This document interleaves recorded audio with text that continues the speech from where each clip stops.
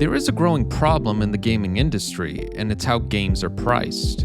Though this has always been a problem, it's an issue that's becoming more apparent as gaming is becoming more expensive. Yes, games usually do become more expensive each generation. However, consoles becoming more expensive as a generation goes on is unprecedented.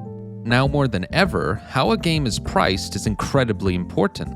But are the developers of a game always in charge of what a game is priced at? No, not always. If they work at a larger company like EA or Ubisoft, then that company may dictate the price. Or if a studio is working with a publisher, then that publisher may set the price. Regardless, companies and studios are starting to run into a serious problem with how they price games. More often than not, they think just because they've created a AAA game, it means it will sell at a AAA price, which is that $70 price point. Usually.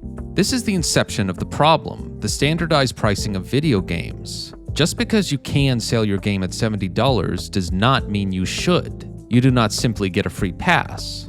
Doom: The Dark Ages, by all accounts a good game, was $70, but sold underwhelmingly. In the modern era, this is the most expensive a Doom game has been, but at the same time, it's also the least a Doom game has offered.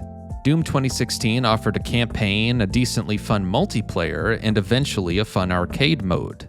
Meanwhile, Doom Eternal only had a campaign and a smaller multiplayer offering. Now, The Dark Ages offers a campaign only.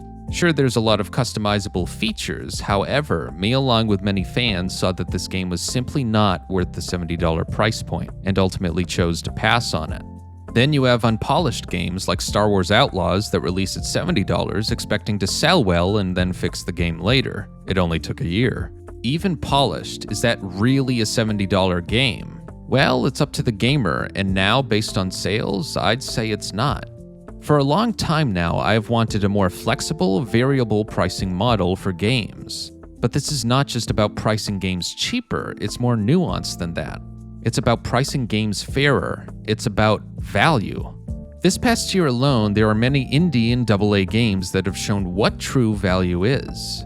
Expedition 33 at $50, Blueprints at $30, Ninja Gaiden Ragebound at $25, and of course Silksong at $20, just to name a few. These games are not just far cheaper, they're cheaper while also offering incredible value. A great story, gameplay, etc. that rivals anything you'll find in a AAA game, with dozens or hundreds of hours of premium content at a fraction of a AAA price. There's just no denying that these games simply offer exceptional value, and that many of these types of games are clear Game of the Year contenders this year. Remember, Astro Bot won Game of the Year last year, and that was not a full $70 game. At the same time, it's important to remember that the aspect of pricing is about value, not just a lower price. You cannot just price a game below that standardized $70 price and be all set. Look at Gears Reloaded, a remake of the first game. It is more or less a faithful remaster, but in reality, many fans likely wanted a trilogy collection priced at $60 or $70. Instead here, they have to pay $40 for one game. If they made a Gears collection like the Master Chief collection, it may have worked out better for them. Moving on, Mind's Eye was completely broken and still sold for $60. To no one's surprise, it did not sell well and deserved to fail. Then we have Lost Soul Aside, a $60 release that should have been more polished and should have released at a $40 price point for what that game was. But the publisher Sony chose that higher price, and unfortunately the sales make it clear that was a mistake. Even The Outer Worlds 2 was originally going to be $80. This was then changed likely over horrible pre-order numbers according to various games journalists. Basically, the point of this type of video is to say that it's time for developers and publishers to truly be more careful and more considerate with their pricing. And to reiterate, this is not a new problem. But when the gaming industry is as expensive as it is now, this is only going to become a more prevalent issue. Just because you can set the price at that standard $70 does not mean gamers will simply accept that.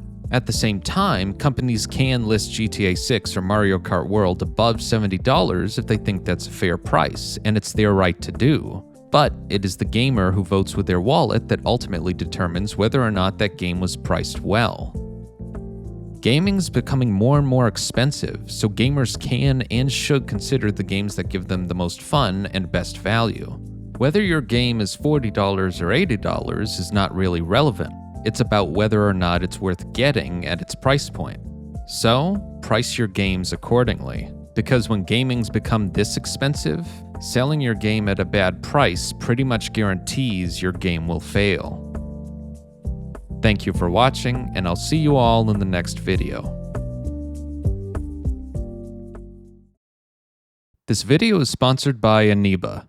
Aniba is a gaming e-commerce website that provides games, gift cards, and other products from a variety of sellers. Buy new games and other game keys at a discount across various platforms. On Aniba, all these products are sold by different sellers. When picking which seller you want to buy from, you can review the different sellers to see their ratings, as well as how long they've sold on the website and how much they have sold. Additionally, you can sign up for an account to sell your own game keys and products as well. Click the link below to learn more, and thank you again to Aniba for sponsoring this video.